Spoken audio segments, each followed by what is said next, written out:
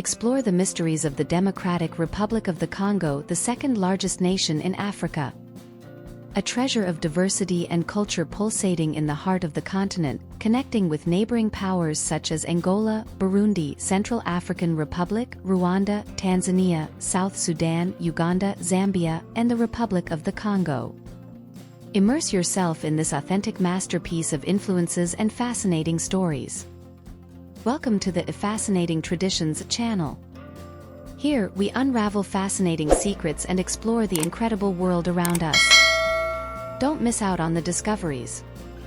Subscribe now, activate notifications, and embark on this knowledge adventure with us. Both republics of Congo, despite sharing a similar name and gaining independence in 1960, were colonized by different countries, France and Belgium, remaining separate for decades.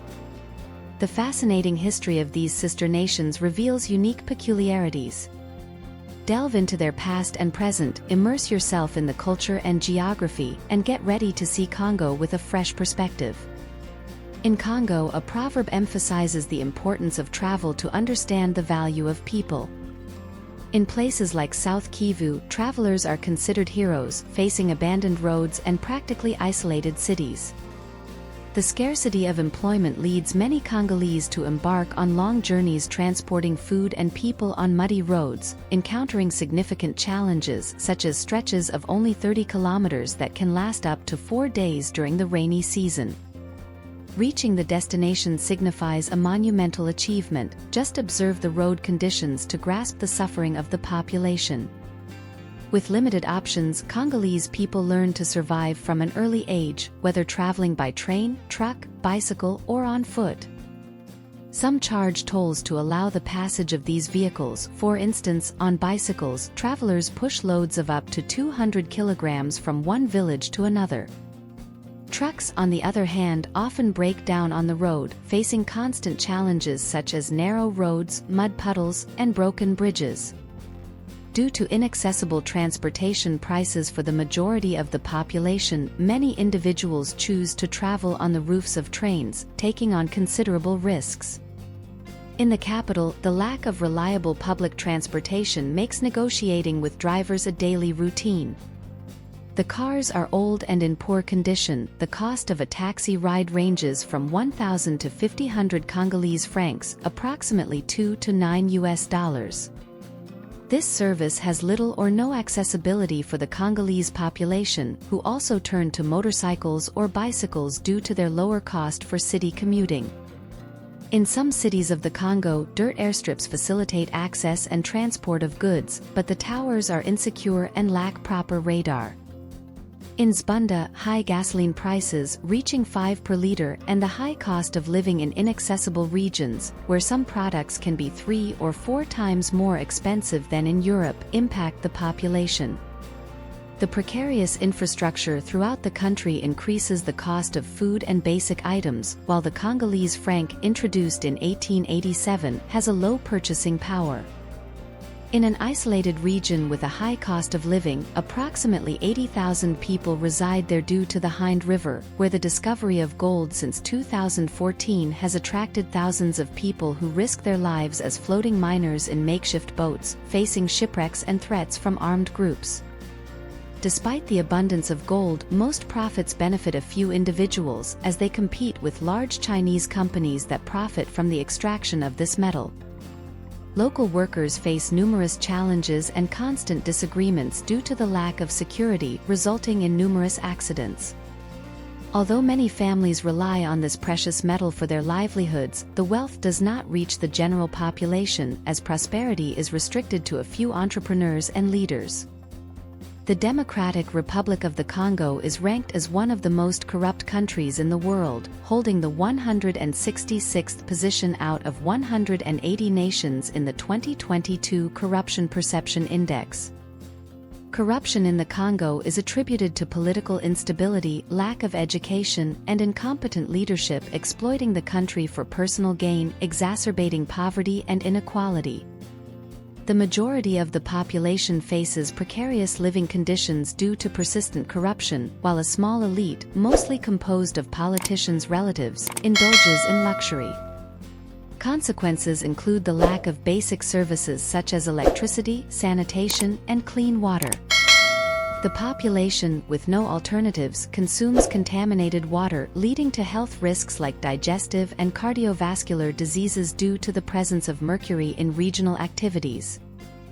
Given the extensive population, many regions are affected, prompting several Congolese families to choose to live in camps established by humanitarian organizations as they cannot sustain themselves. Energy distribution is scarce in most households, and even when available, interruptions are frequent. Domestic waste is commonly scattered in the streets, contaminating cities. Due to inefficiencies in waste collection, the life expectancy in the country stands at 61 years, below other countries that can exceed 80 years. Despite its rich natural resources, the Democratic Republic of the Congo faces widespread poverty and severe ecological crises. It is the world's leading producer of cobalt, with approximately 4 million tons extracted, crucial for lithium batteries used in devices such as cell phones and laptops, as well as other technological applications. This country holds nearly half of the global cobalt reserves, totaling 8.3 million tons. Additionally, coltan, another valuable resource used in the aerospace and technology industry, also contributes to exploitation. 15 out of the 19 mining companies in the Congo are Chinese, emphasizing that electronic products manufactured in China likely contain raw materials extracted from Congolese soil. These exploitation practices have proven profitable for companies, though they have had a significantly negative impact on the country's quality of life.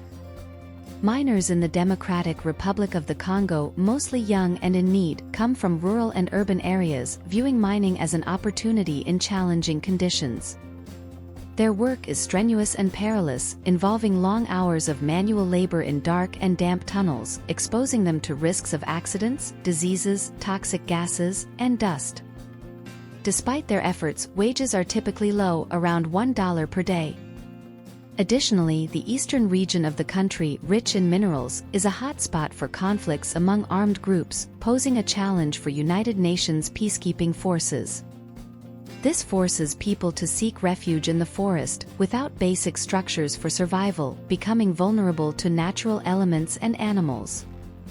These conflicts, ignored by the government, coupled with natural disasters, have triggered the world's largest humanitarian crisis, with nearly 7 million people displaced and 25 million experiencing daily hunger. The average income of the population is very low, with 63% of individuals currently living below the poverty line, earning less than $90 per day.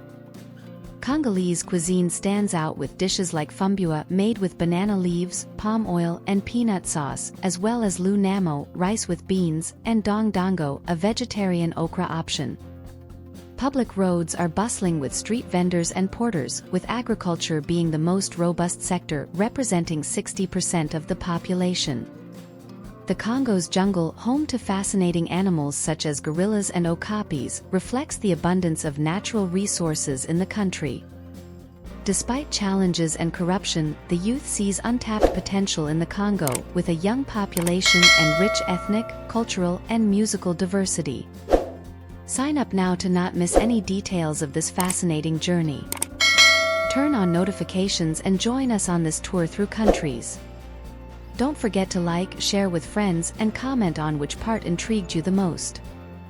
We look forward to seeing you on our channel for the next exploration.